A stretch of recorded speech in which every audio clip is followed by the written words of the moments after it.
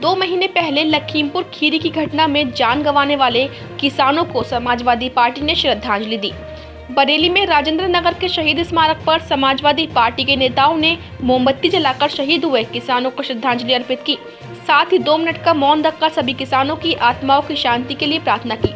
इस दौरान सपा नेताओं ने कहा कि 2 महीने पहले 3 अक्टूबर को लखीमपुर खीरी कांड में भाजपा सरकार का भीभत्स चेहरा सामने आया था, जहां केंद्रीय मंत्री के बेटे ने किसानों पर गाड़ी चढ़ाकर उन्हें शहीद कर दिया था। उन्होंने कहा कि सपा के राष्ट्रीय अध्यक्ष अखिलेश यादव के निर्देश पर अब हर महीने की 3 तारीख को शहीद किसानों को श्रद्धांजलि दी जाएगी। किसानों के सम्मान में समाजवादी मैदान में समाजवादी हमेशा हमारे देश का अन्नदाता किसान जो धरती का सीना चीर कर अन्न पैदा करता है उसके सम्मान में हमेशा डटे रहे।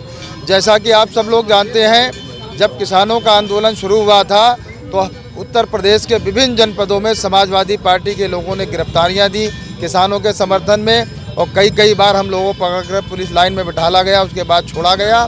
लेकिन आज जो हम लोग यहाँ आए हैं किसान स्मृति दिवस के, जैसा कि आप जानते हैं हमारा पड़ोसी जनपद लखीमपुर खीरी में किस तरीके से हमारे केंद्रीय गृह राज्य मंत्री के पुत्र ने बर्बरतापूर्वक हमारे किसानों के ऊपर गाड़ी चढ़ाकर उनको मौत के घाट उतार दिया गया। साथ ही साथ एक हमारे पत्रकार बंधु थे, वो भी उसमें मारे गए। तो उन्हीं के सम्मान में आज हम लोग यहाँ श्रद्धांजलि अर्पित कर रहे हैं। जैसा कि आप लोग सब जानते हैं, कहीं ना कहीं हमारा किसानों का आंदोलन रंग लाया और इन्होंने दबाव में आके कृषि विरोधी जो कानून था उसको वापस लेने का काम किया। लेकिन मैं आपके चैनल के माध्यम से देश और प्रदेशवासियों से बताना चाहता हूँ, किसान जो लगभग 700 से 800 किसान शहीद हुए हैं हमारे दिल्ली बॉर्डर पर, उनकी शहादत को हमारा देश और प्रदेश के लोग नहीं भुला पाएंगे। और साथ ही साथ आपने ये भी देखा होगा, जब हमारे देश का अन्नदाता किसान सड़कों पर आया है, उनने सरकारों की चूल्हे हिलाने का काम किया है। और इन्होंने कृषि कानून बिल ऐसे वापस नहीं लिया है। इन्हें ये लग रहा था चाहे उत्तर प्रदेश का चुनाव हो, चाहे पंजाब का चुनाव, चाहे उत्तराखंड का चुनाव हो, पूरे देश में 5 जगह चुनाव हो रहे हैं। इन्हें अपनी करारी हार को देखते हुए इन्होंने कृषि विरोधी जो किसान विरोधी बिल था उसको वापस लिया। एक और बात, बहुत अहम बात बताना चाहता हूँ, आज हमारा उत्तर प्रदेश जो बहुत खुशहाल था, उन्नत था, उन्नति की ओर जा रहा था हमारी पार्टी की सरकार में, लेकिन आज बड़े अफसोस के साथ कहना पड़ रहा है कि उत्तर प्रदेश पूरे देश के अंदर गरीबी में तीसरे नंबर पर आ गया है, बेरोजगारी में भी तीसरे नंबर पर आ गया, विकास के में भी तीसरे नंबर पर है, जो कि उत्तर प्रदेश को पूरे देश की राजनीति का केंद्र बिंदु है उत्तर प्रदेश, क्योंकि केंद्र की सरकार का रास्ता उत्तर प्रदेश से ही होकर जाता है। लेकिन आज हमारा प्रदेश पिछड़ गया है। देश की जनता, प्रदेश की जनता हमारा जानना चाहती है भाजपा सरकार की करनी और कथनी में फ़र्क है।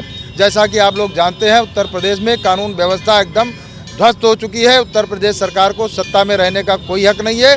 ये जनता का विश्वास खो चुके हैं। धन्यवाद। देखिए, हम सबको पता है कि 3 अक्टूबर को जिस तरीके से भाजपा के केंद्रीय गृह राज्य मंत्री के बेटे ने किसान जो शांतिपूर्वक अपनी मांग रहे थे, चलते जा रहे थे, उनके ऊपर अपनी गाड़ी चढ़ा दी, जिससे किसानों की मौत हो गई, साथ ही पत्रकार बंधु की भी मौत हुई थी। तो उसी दिवस को हम लोग काले दिवस के रूप में मनाते हुए आज हम लोग किसान स्मृति दिवस के रूप में मना रहे हैं। और किसान जो शहीद हुए हैं, साथ ही जो लखीमपुर में किसान शहीद हुए हैं, उनके साथ साथ जो अब तक सारे शहीद जो किसान हुए हैं, जो कृषि कानून बिल के वापस के लिए लड़ाई लड़ रहे थे दिल्ली बॉर्डर पे, उन सबकी शहादत के लिए आज हम लोगों ने यहाँ पे इकट्ठे होकर श्रद्धांजलि दी है।